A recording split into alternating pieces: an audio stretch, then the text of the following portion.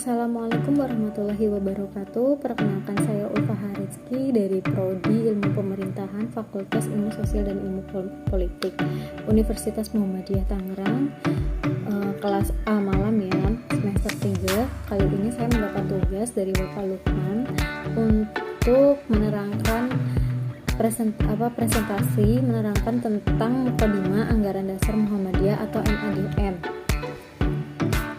MADM sendiri adalah pembuka dari ajaran yang disampaikan oleh Kiai Haji Ahmad Dahlan guna merespon perkembangan Muhammadiyah yang semakin tambah usianya semakin maju secara kualitas, namun secara kuantitas kehidupan aspek rohani warga Muhammadiyah mengalami penurunan.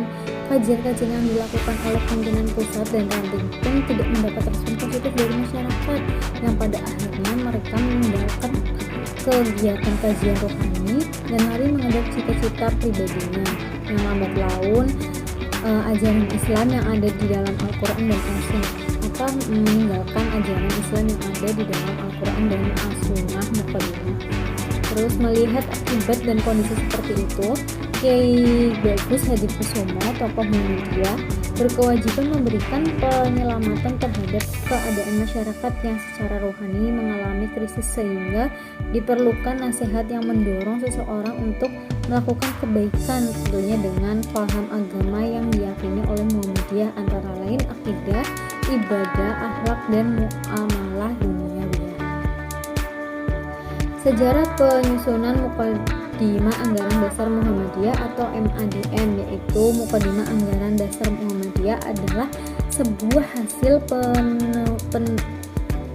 perenungan dari refleksi Kiai Bagus Hadikusumo dan pemikiran Kiai Haji Ahmad Dahlan. Kiai Haji Ahmad Dahlan ya, Ki Bagus Hadikusumo, putra dari Raden Hasyim yang tinggal di kampung Kauman yang terkenal dengan kampung pesantren, yang didirikan pada 1951. MADM ini didirikan pada 1951, dan di sini ada beberapa faktor yang melatar belakangi MADM tersebut. Yang pertama, belum adanya rumusan masalah yang formal tentang dasar dan cita-cita perjuangan Muhammadiyah. Kemudian kedua, kehidupan rohani warga Muhammadiyah menampilkan gejala menurun akibat terlalu berat mengejar kehidupan dunia. Yang ketiga, makin kuatnya berbagai pengaruh dengan pikiran yang luar yang langsung atau tidak langsung bertahan dengan paham dan keyakinan hidup Muhammadiyah. Kemudian ada dorongan yang disusun membuka Undang-Undang Dasar Republik Indonesia 1945, dan sejak tahun 1946 dirumuskan sebuah tujuan masyarakat Islam yang sebenarnya oleh MADM tersebut, yang tumbuh pemikiran ideologi di kalangan Muhammadiyah. Hal demikian yang menjadi penting adanya cita-cita Islam yang diformulasikan secara jelas, yaitu menegakkan dan menjunjung tinggi agama Islam sehingga mewujudkan masyarakat Islam yang sebenar-benarnya.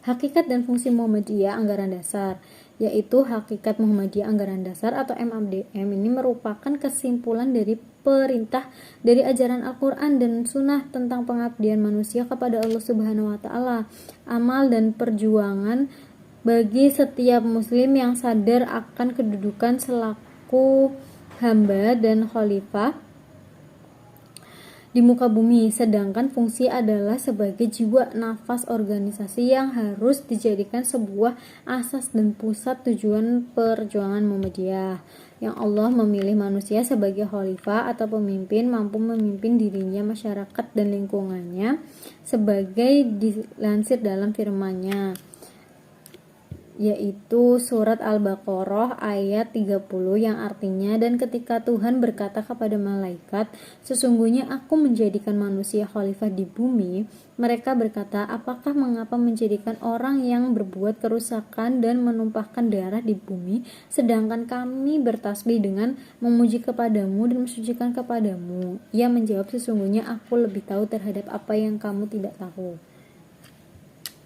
Mukadimah Anggaran Dasar Muhammadiyah, yaitu Anggaran Dasar Muhammadiyah yang dimulai dari surat Ummul Alkitab, yakni Al-Fatihah, yang artinya sudah sering kita baca ya. Di sini ada artinya, yaitu dengan menyebut Allah yang Maha Pemurah lagi Maha Penyayang. Segala puji bagi Allah, yaitu Tuhan semesta alam yang Maha Pemurah lagi Maha Penyayang, yang Maha merajai hari pembalasan.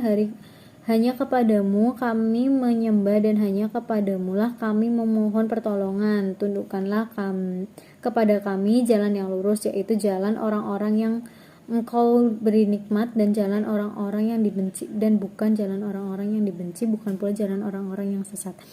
Saya bertuhan kepada Allah, beragama kepada Islam, dan bernabi kepada Nabi Muhammad SAW. Terus di sini ada beberapa tujuan pokok yang paling penting dari MADM, yaitu ada 7 ya. Yang pertama, hidup harus berdasarkan tauhid yang Maha Esa. Kita harus punya Tuhan. Terus kemudian hidup manusia bermasyarakat, dan kita itu hidup bermasyarakat, jadi harus saling gotong royong ya, bersama-sama. Dan hanya hukum Allah yang dijadikan sendi untuk membentuk pribadi utama yang mengatur kepribadian hidup. Sesungguhnya Allah itu Maha Adil, dan pengadilan yang adil seadil-adilnya adalah Allah ya. Hukum yang paling adil itu adalah hukum Allah. Kemudian berjuang menegakkan dan menjunjung tinggi agama Islam untuk menjadikan masyarakat Islam yang sebenar-benarnya. Perjuangan untuk mencapai tujuan Muhammadiyah hanya dicapai dengan kitab, yaitu mengikuti perjuangan. Terus perjuangan dalam mewujudkan sebuah tujuan dan cita-cita Muhammadiyah hanya dapat dilakukan dengan cara berorganisasi. Maka kita tuh harus banyak-banyak berorganisasi ya. Di Universitas Muhammadiyah sendiri itu ada yang namanya organisasi Muhammadiyah tentunya, yaitu Ikatan Mahasiswa Muhammadiyah ya. Terus kemudian perjuangan Muhammadiyah adalah untuk mewujudkan masyarakat yang sebenar-benarnya yang tadi kita bahas. Kemudian identitas dan asas Muhammadiyah yang terdapat dalam buku anggaran dan anggaran rumah tangga atau AD atau ART ya Muhammadiyah adalah yang pertama itu Muhammadiyah adalah gerakan Islam, dakwah amar ma'ruf nahi munkar, dan tajdid bersumber pada Al-Quran dan As-Sunnah. Yang terbagi menjadi 2. Gerakan Islam adalah gerakan berdasarkan nilai-nilai yang memberikan rahmat bagi seluruh alam. Kemudian gerakan dakwah amar ma'ruf nahi munkar adalah gerakan yang langkahnya selalu mengajak umat untuk melaksanakan kepada kebaikan, yang mencegah dari perbuatan yang mungkar, dan hikmat nasihat yang baik, dan berdebat dengan cara yang lebih baik, debat ilmiah itu disebutnya, sebagaimana firman Allah yang artinya, dan hendaklah ada di antara kamu segolongan umat yang menyeru kepada kebaikan, menyeru kepada yang ma'ruf, dan mencegah dari yang munkar. Merekalah orang-orang yang beruntung. Itu surat Al-Imran ayat 104. Kemudian gerakan yang itu ada gerakan tajdid, adalah gerakan pembaharuan dan pemurnian, yang dalam hal ini dibagi menjadi 2 bidang, yaitu pertama bidang akidah dan ibadah. Tajdid bermakna pemurnian dalam arti mengembalikan akidah dan ibadah kepada kemurniannya sesuai dengan sunnah Nabi Shallallahu Alaihi Wasallam. Kepada bidang muamalat dunyawiyah, tajdid dimaksudkan mendinamisikan kehidupan masyarakat dengan semangat kreatif sesuai tuntunan zaman. Yang kedua yaitu Muhammadiyah berasas Islam. Islam merupakan dasar ideologi Muhammadiyah, melaksanakan visi dan misinya dalam berbagai kehidupan yang meliputi keluarga, masyarakat, bangsa, dan negara. Islam diyakini sebagai satu-satunya agama yang diridhoi Allah Subhanahu wa taala dan mempunyai penyempurna terhadap agama-agama sebelumnya, yaitu Islam. Islam itu agama yang dibawa terakhir ya, agama terakhir sebagai agama penyempurna dari agama-agama yang dibawa oleh nabi-nabi sebelumnya. Itu agama Islam yang dibawa oleh Nabi Muhammad SAW. Sesungguhnya agama yang diridhoi di sisi Allah hanyalah Islam. Tiada berselisih orang-orang telah memberi Alkitab kecuali sesudah datang pengetahuan kepada mereka karena kedengkian yang ada di antara mereka. Barang siapa yang kafir terhadap ayat-ayat Allah, maka sesungguhnya Allah sangat cepat hisabnya. Hisabnya itu adalah kayak semacam pembalasan dari Allahnya itu ya. Itu Quran surat Al-Imran ayat 19. Kemudian keanggotaan Muhammadiyah ini dibagi menjadi 3, yaitu anggota biasa atau warga Indonesia yang beragama Islam.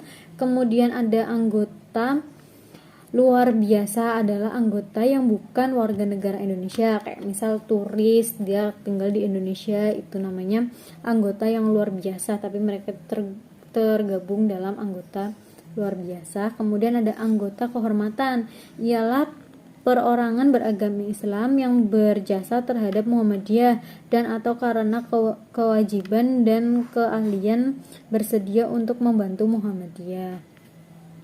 Seperti tadi Ki Bagus Hadikusumo ya, itu termasuk orang-orang yang istimewa atau orang kehormatan disebutnya. Kemudian ada keorganisasian Muhammadiyah. Keorganisasian Muhammadiyah ini dibagi menjadi 5, yaitu ranting atau kekuasaan anggota yang satu tempat atau kawasan, cabang ialah kesatuan ranting dan satu tempat, daerah ialah kesatuan cabang dalam satu kota atau kabupaten, kemudian wilayah ialah kesatuan daerah dan satu provinsi, pusat ialah kesatuan wilayah dan negara. Dan susunannya itu ada 5 juga. Ada 7 di sini, yaitu pimpinan pusat yang berada di tingkat negara, pimpinan wilayah itu provinsi, pimpinan daerah itu ada kabupaten dan kota, kemudian pimpinan cabang berada di tingkat kecamatan, ranting itu berada di desa, duku atau kawasan tertentu, serta pimpinan istimewa berdasarkan luar negeri, kayak misal pimpinan dari Muhammadiyah sendiri dari Indonesia menjadi pimpinan di luar negeri, atau masa jabatan pimpinan